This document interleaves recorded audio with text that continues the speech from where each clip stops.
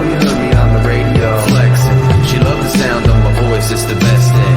Daydreaming of the jazz all day.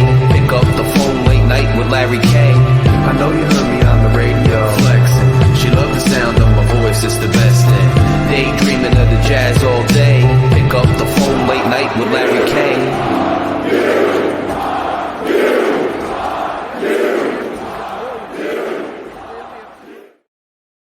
Scarlet Knights fans, Night Watch observers, welcome to another episode of Night Watch. I am your host, Larry K.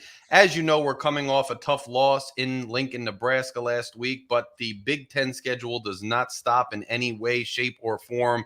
We are going full speed ahead, much like our rival this week's running game and line has done for decades, and we have a big home matchup, a 12 noon kickoff against Wisconsin. Rajeev from the Bucky Report has been kind enough to join me today as a Wisconsin insider to give us some insight into the matchup, talk about his team a bit, and prepare us for the matchup. So, Rajeev, welcome to Night Watch. It's great to have you. Yeah, thanks for having me on. This is going to be an exciting week. It's a pivotal week for us, kind of like for you guys too, kind of where the season's really going to go from here. So there's a lot of nerves about the game and a lot of excitement. And talk to us a little bit about the season. I mean, when from a Rutgers perspective, you know, and from a Big Ten observer perspective, you're watching Wisconsin. You hear rumors early in the year, you know, Luke Fickell's taking them away from their bread and butter kind of power in the trenches running type scheme. He's going to open it up a little more. You guys are 3-2. Your losses come to, you know, Alabama and USC. So no slouches that you lose to. Look like you were really playing USC quite well and dominating a bit early in that game, and then things turn later. How's the season gone, you know, based on expectations to what you've seen, positives, negatives? How are you feeling right now about the first part of that season? Yeah, so as far as expectations, we're playing a little bit lower than, definitely lower than what we had expected. And that really stems from the first two games of the year when we played Western Michigan and South Dakota, two teams that, you know, we should run away from. And we didn't. It was actually, both games were close in the fourth quarter. Now we ended up winning both and won comfortably, but it just didn't feel right because our offense wasn't clicking. We expected in year two of Luke Fickell, Phil Longo's our offensive coordinator. We were expecting his offense to kind of take off. We brought in the transfer from Miami, Tyler Van Dyke. And it just didn't the first 2 weeks. And it was kind of tough to watch sometimes because we don't have the depth on the defensive line to really be the good run-stopping team that we used to be.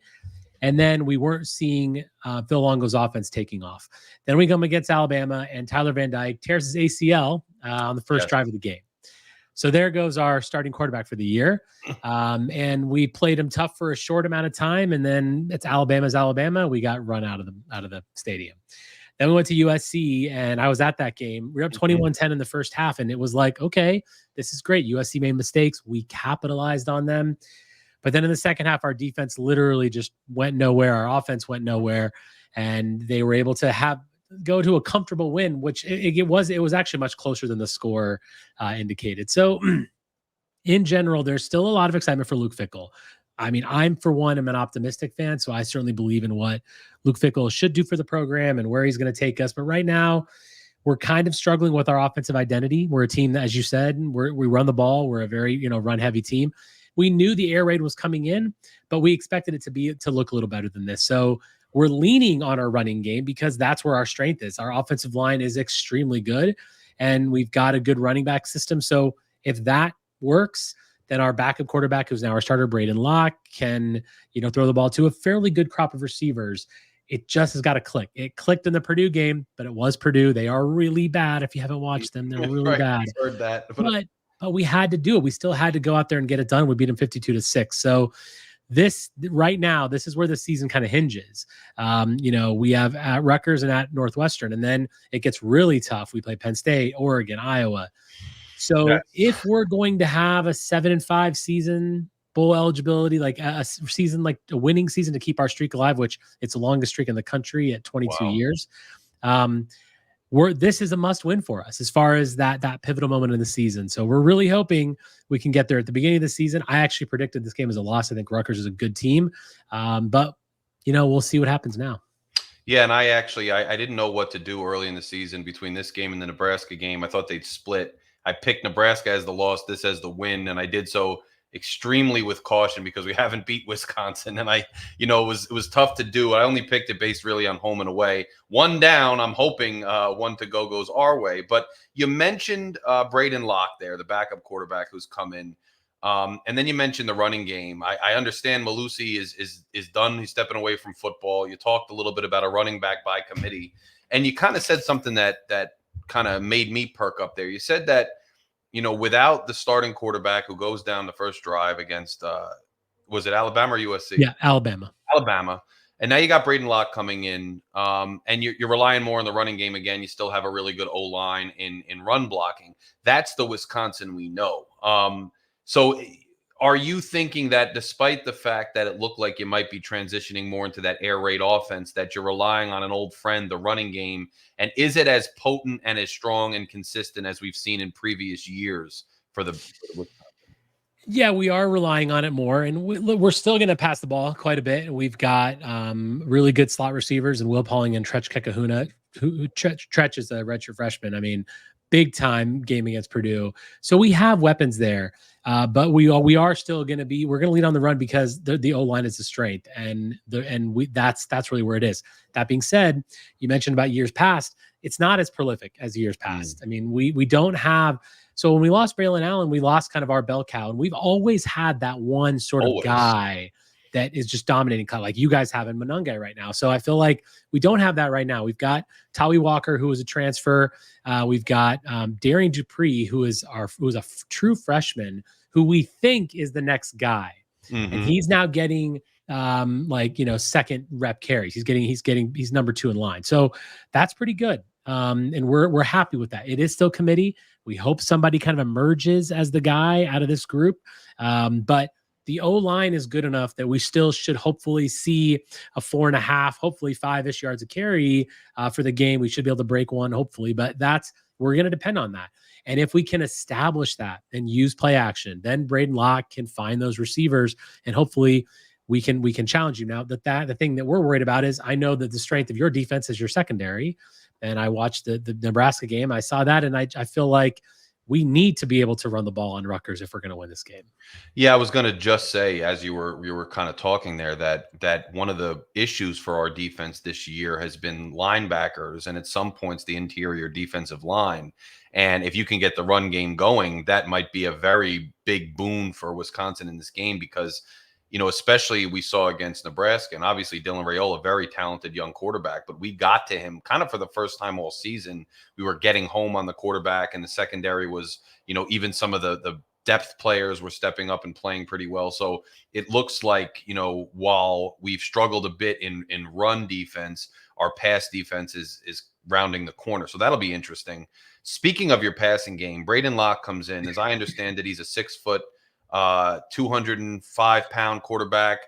Apparently, the book is, from what I'm hearing, he's got a good deep ball. He struggles somewhat when he's under duress, and his short ball game is not as good for that reason, maybe. How has he looked so far? What is the drop off, or is there a drop off? What are the differences since he's kind of taken the reins? And you said you've been relying more on the running game, but when you do have to open it up and pass the ball, what kind of offense and what kind of play are we looking at from that quarterback position? Yeah. So first of all, the drop off was significant in the sense that, from upside perspective, we think of Braden Locke as a guy that's kind of a hard cap ceiling. He's really not a guy with a huge upside, but he can be an efficient, effective passer from the pocket. There's no doubt about that.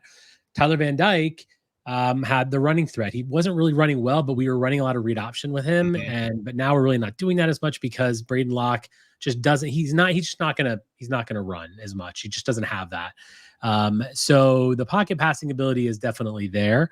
He has a couple issues. His accuracy is getting better. I mean, the more reps he gets, the better he's going to get. The first game he came in was against Alabama. Like, that's tough to do. Right. And then, last year when Trainer Mordecai got hurt, he came in against Iowa. So it's been difficult for him to kind of come into games. But then we had a bye week, 2 weeks of rest, and he did play well against USC for the most part in the first half. Second half was not good at all. But so we're getting a guy that there is a drop off, not as consistent. The deep ball he has some accuracy there. The problem is it's just a lot of times they're just sort of launched kind of balloon balls up there. It's not a ton of accuracy. It's really up to the receivers to get open out there, which our guys seemingly can do a little bit. But in the Alabama game, the accuracy was a major issue. It's gotten a little better. He doesn't really find passing lanes very well. He doesn't really move in the pocket as well as he should. So he gets a lot of balls batted down, which has always been a concern of his, telegraphing some passes, but that's been improving a little bit. So in the end, I guess we are seeing Braden Locke get better. There is definitely a player in there. He is not a player that is, gonna lead the nation in anything or lead the conference in anything, but he can be an effective passer. If he doesn't turn the ball over, he can kind of progress the offense forward. But we're not talking about a world beater here. We're not talking about the Raiola type potential. Makes sense. And now one last question on the offense. I heard there were some injuries to the wide receiver core last week, but I heard they're all on track to play. Is that accurate as far as you know? Yeah. Pauling has been practicing. Bryson Green's been practicing. So yeah, we should have everybody back. And honestly, even if we didn't have Will Pauling, Tretchka Kahuna is so good, and Badger fans want him to play more. So yeah, I think we're going to be fine from a health perspective. Luckily, our offensive line has stayed very healthy, and that's really where it is. I mean, I know that you guys got to Dylan Raiola, and you definitely put a lot of pressure on him, and I'm concerned about that. But I feel like that's the one area that we can depend on to hold up. And that's not changed from years past, which I think will give Rutgers fans some fits come Saturday. We have struggled up until last week to get home with the pass rush, and we've kind of struggled with defending the run all season on and off. So that's going to be an interesting battle to see and see how it takes shape there. On the defensive side of the ball, tell us, from what I'm understanding, your pass defense has played pretty well this season. There's been some concerns with the run defense.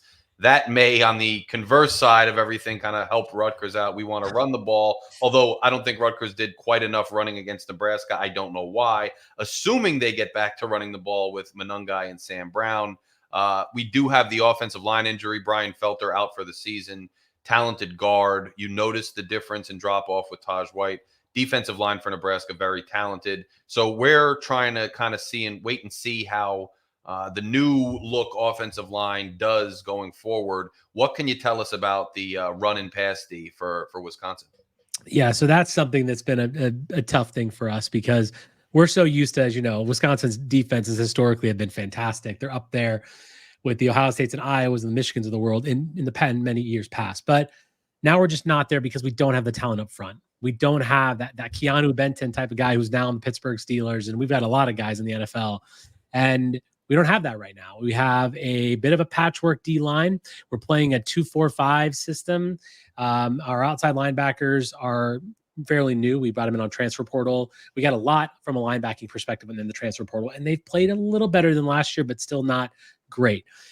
The ultimate theme of this defense is we're bend but don't break. Monungai is going to run on us. We are very concerned. I think Monungai is the best running back in the Big Ten.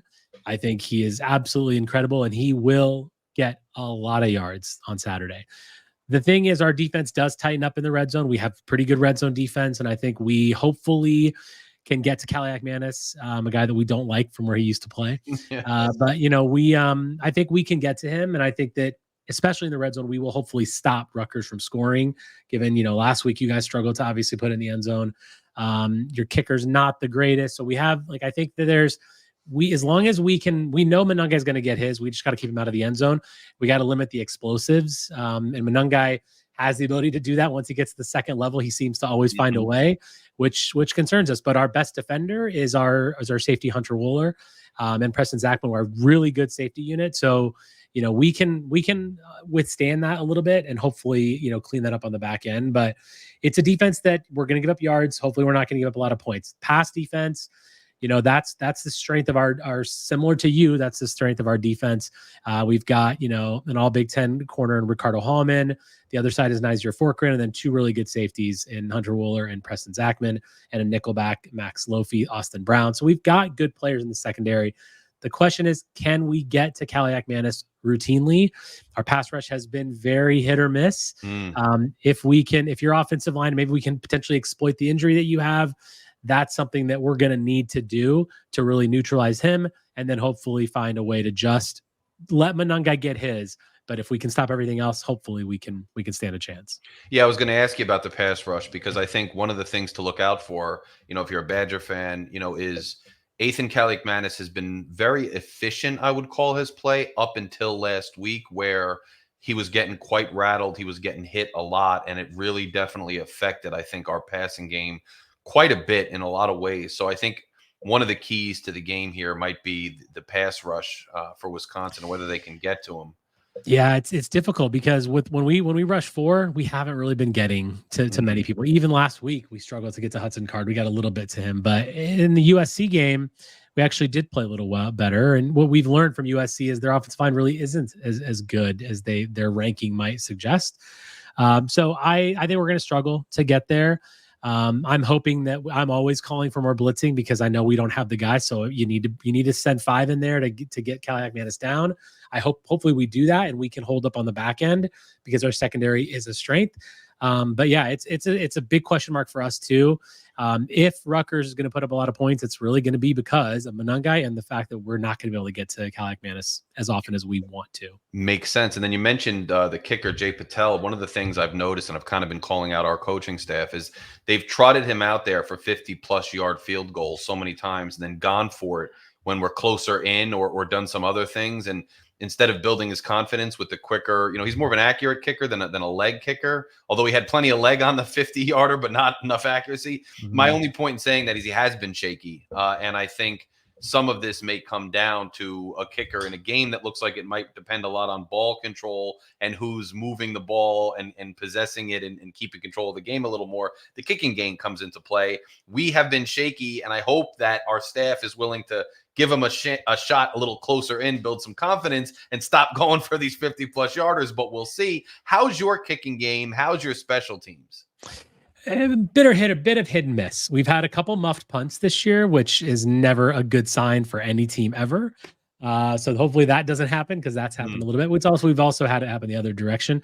Kicker's pretty good. Nathaniel Vakos, he's solid. Our punter's actually pretty good. Atticus Bertram's. I heard that. He's been a bit of a secret weapon for us. He's not like a typical great punter, but we've had pretty good results from him in general. Aussie? So hopefully is he an Aussie rugby style guy? Yeah. Yep. Sure is. Yeah, I thought so. Yeah. We had that too. And I mean, it works. I mean, those guys can be really good. So I get it. Yeah. I mean, and but I did see that you guys blocked a punt for Nebraska last week. My gosh, you just laid out that punter, by the way. So when I saw that on the film, I was like, oh boy, we need to get that done. But special teams is okay. It's not really been a killer for us, but it's not been great for us. So as long as we can just avoid the mistake, we should be fine. But I think from a kicker versus kicker perspective, we've got the edge there. That makes sense for sure. And our special teams have been interesting. I mean, we were blocked by Washington on a field goal attempt. It was called back because of an illegal substitution call. A freshman ran on the field during the play to celebrate, and it got called back. We wound up scoring on that drive that continued. And then against Nebraska, we recovered the blocked punt, took it all the way down to the 2-yard line, couldn't punch it in. So this is shaping up to be an interesting game when you talked about bend but don't break. That's exactly what our defense was against Washington and exactly what our offense couldn't overcome against Nebraska. So I think it's going to be interesting. How's your receiving core? If I can I ask a little bit about them? Just because obviously we know about Monangai. You talk about the offensive line and Kaliakmanis we know too much about. But do you guys have guys that are getting open and can gain separation from a decent secondary? Yes, I think our receiver core has stepped up quite a bit this year as compared to last year. Last year, Christian Dremel was the leading receiver on the team. He was the slot receiver. And just to kind of give perspective, he's now like the 4th or 5th guy in the lineup. You have Dymere Miller, who came up from FCS last year, and he was the leading receiver in FCS. He's been an excellent slot receiver. He knows the nuances, I think, of route running, and he's always finding a way to get open, especially in those intermediate throws. Chris Long had a long reception for a touchdown against Akron earlier in the year, but he struggled a little bit, especially catching contested balls. Ian Strong has had some injury trouble now. He was injured and questionable for last game. He's a very talented sophomore receiver. He came into the game and did play a little bit last week. He's a taller receiver, good at contested balls, talented young man. And then you have some young kids who have already started to make an impact. KJ Duff caught a touchdown pass, dropped another touchdown pass earlier. I mean, I think it was against one of our last couple games, but he's very talented, finds ways to get open, has caught most of the balls that have come his way. The other player is Ben Black, freshman, extremely talented. The first we got to see of him in game action was this last week against Nebraska. He gets open for like a 40 or 50-yard pass down the sideline with Ethan Kaliakmanis throwing from his own end zone. Next couple plays, he drops one that kind of hits him in the shoulder pad. But then right after that, he catches a deflected ball, fights his way into the end zone for the lone touchdown. Very talented, but some raw receivers for Rutgers, younger guys. But Dymere Miller is an experienced guy who finds ways to get open. So, and then Kenny Fletcher, our tight end, who was a converted D lineman, has been very effective in the passing game, specifically with getting out into the flat. We run an option play that has worked quite well. He's scored on that play. He's gotten some first downs on that play. He's added an extra element to the passing game. So the receivers I've been impressed with them. Early in the year, I thought they were struggling a bit with separation, but as these young guys have started to emerge with their raw talent, and as Dymere Miller has really found his spaces and been able to run those routes, we've been getting open. So I'm confident in the receiving core. What I'm worried about in the passing game is when Ethan gets rattled, if he can find those guys consistently. And look, he is much better out of play action. It's not a secret why. Kyle Monungai and Sam Brown are running the ball. When teams have to deal with that and he can come off play action, he's much better. So a lot goes on the run game. Yeah, I mean, I would love to see another completion percentage like he had at the Nebraska game. Yikes, 15 to 37 for 5 yards per attempt. That is Rough. not good. Not a good day for him at all. I want to ask you this too. Big Ten, just big picture, because, you know, I've been getting to know so many people and discussing it. And I was on with Zach Guggenheim of, you know, Big Ten Talk recently. We do a bunch of stuff together. The new look Big Ten. I mean, you guys are old school, and obviously with the conferences, usually dominating the West along with Iowa and kind of going back and forth with them so often. How are you feeling about, you know, generally college football expansion? The new look Big Ten in terms of us coming in, but now about the brand new Big Ten with all the West Coast teams. What are your thoughts on it? Are you excited about it? Are you like, you know, this is too much? Or do you think the West Coast teams are going to put up a fight? I mean, I know we went against USC, but this isn't exactly an up year for you guys. What are your thoughts? Yeah, I mean, I actually really like it. I know there's a lot of talk about the old school and kind of like how things are very different now. First of all, I live on the West Coast. I live in Las Vegas. So I love that my teams are coming out here. I was at the USC game. You know, whenever we come play basketball out here, I'm going to go to those games, or the Oregon game next year. So I like that first and foremost, just for me personally, and for a lot of Big Ten alumni who live on the West Coast, right? There is a lot of people out here, you know, because those are all fantastic schools and people want to get out of that cold weather. So I like that. And honestly, the games are going to be exciting. Like first of all, I like to say this. I like to be one of the haves other than the haves nots, right? Like I'm glad we're in one of the conferences that actually has been growing and taking teams away versus the Big 12 and the ACC, the Pac-12, who are just like, please come and be in our conference, right? People want to be in our conference because we're well run. We have a ton of money floating through because our alumni base is so spread out. That's why TV rights can be so lucrative throughout the country. So yeah, I think it's really good. I'm glad we're in that group, right? Versus the other group. And because we're in that group, I think it's going to just be good for our brand and good for our teams. We want to stop scheduling people like Alabama in our non-con because we don't need to anymore. Like the Big Ten schedule is loaded. You know, unless you're a team like Indiana who has to play no one until they get to the end. I think that, you know, in general, I like that. I think it's pretty great. One of the things I don't like, which I'm discovering now that I don't like, is the schedule disparity. Is when you have 18 teams and only 9 conference games, there is no real way of having schedule, you know, like proper scheduling that's fair. So I don't love that, and that's really something that's beginning to kind of annoy me, because looking at schedules like what Indiana has and like Nebraska has, I'm like, man, like, we've got to play a very difficult schedule this year. And that is something that I'm beginning to realize might not be a good thing. Yeah, that makes sense. And we were very excited to get rid of divisions, because we were playing Penn State, Michigan, Ohio State every year. And we can't complain, by the way, because we were in Big Ten West, and like my co-host we talk about this a lot. He's like, well, I feel like Iowa and Minnesota always get easier schedules than us. And I'm like, look, we can't complain because Right. teams in the Big Ten East have had it so bad for so long, and we barely even had to play those guys. Right. So this is the first year we don't have to play any of the three of them. We're excited about it, obviously. So looking, I want to ask you one more question, program oriented, and then I want to ask for your prediction. But you mentioned that you still felt good about the Fickle era. Overall, not just this season, but going forward, how are Wisconsin fans feeling about the transition in offensive philosophy, if you will? How is recruiting going? How is the kind of new trajectory of the program going, and how do fans feel about it overall right now? Yeah, I mean, for the most part, people are positive about it. Recruiting is going great. We had one of our best classes we could have had in the 24 or 25 classes looking really good. So yeah, recruiting, and we're recruiting a ton more athleticism. Just in general, the guys we're getting are more athletic, which we needed. And what we're still recruiting the kind of O lineman we need. The O line is recruiting has been great. Our O line coach AJ Blazik, I think he's got to be one of the best position coaches in the conference. He's fantastic. Mm-hmm. So that piece of it's going well. The on the field stuff we haven't seen really Luke Fickell do well yet. Last year was a 7-5 underwhelming season. When we had an easier schedule, we had losses to Northwestern, Indiana, which were so painful. So we're in this year, we expect a little more. We haven't really seen it yet.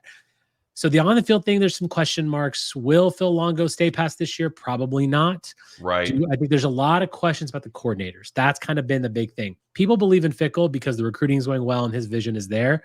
As long as we can see our offense be effective and not, last year we averaged 23 points a game. That's unacceptable. We need to be in the high 20s. If we're not going to get back up to there, he's going to be gone. And then we'll see where the team takes us next year. So there are questions about on the field work.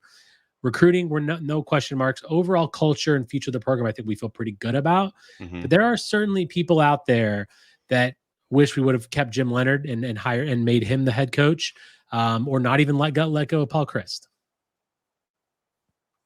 Interesting. And I mean, Blazik, I didn't realize he was with you guys now. I think he was with Rutgers by way of Montana or something. I think he was an O-line coach for us several years back, maybe with Coach Ash even, and he was kind of a fan favorite. So that's interesting to know. I know the O-line at Wisconsin's always been awesome. A lot of Jersey kids have gone to run behind that O-line over the years. Yes, they have. And a lot of memorable guys since I was a kid with that W on the side of their helmet just running over people. So that must feel good that at least with the O-line still recruiting at a high clip, and then having those skill positions coming in now with a little more speed and athleticism. Hey, I think it makes sense, especially in the modern college football landscape. But it's interesting to hear that there's differing opinions among fan bases, but that's every fan base, I guess. Right.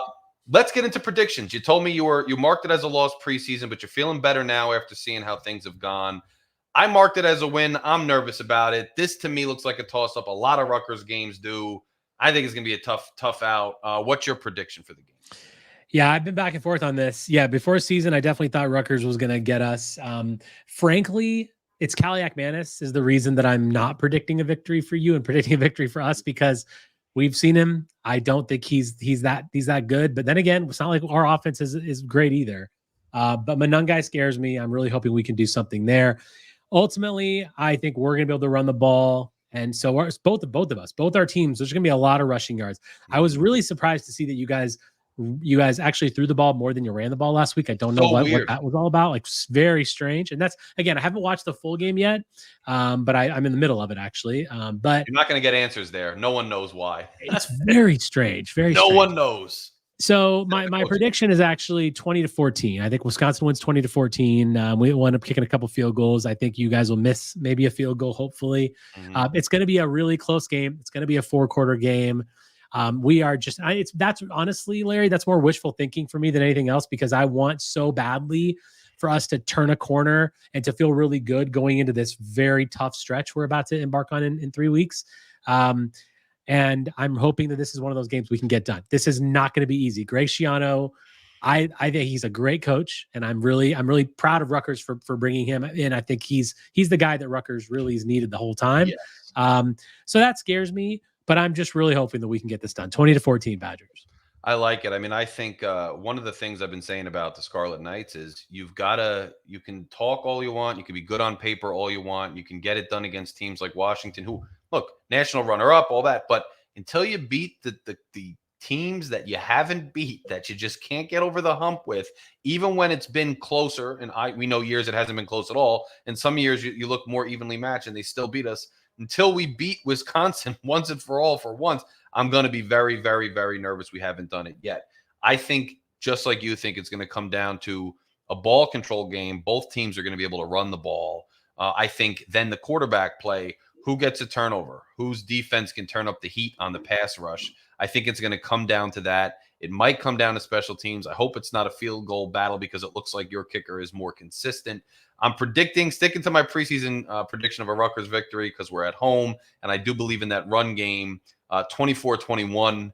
I think it'll come down to that same type of margin, that same type of field goal, turnover type decisive game. But anything can happen. And until I actually see us beat the Badgers, I'm not going to get ahead of myself. But that's my prediction, and we will see what happens. It should be a fun one on Saturday.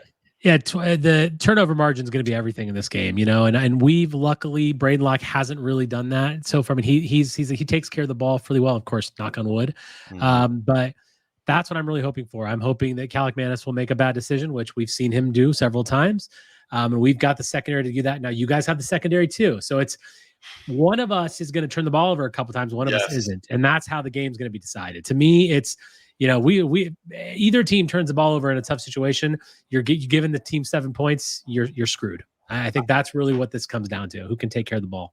I think you're 100% right, Rajeev. Tell the people where they can find you. I know we're both part of the College Huddle Network. It's been awesome to be a part of it. It's so easy to link up with people and to collaborate. It's still growing. But beyond being on the College Huddle, where can they find you and where can they follow you? Yeah, so at Rajeev Badgers on Twitter. The Bucky Report is the podcast, available on YouTube and wherever you get your podcasts. At the Bucky Report is the Twitter handle for that page.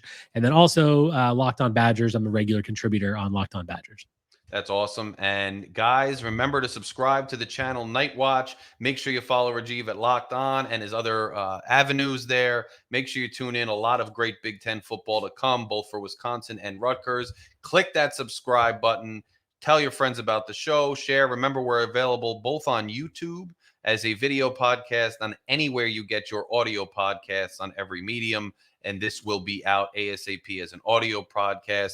We want to thank Rajeev for joining us. We will see him again, I am sure. And let's have a good one on Saturday. See you guys later.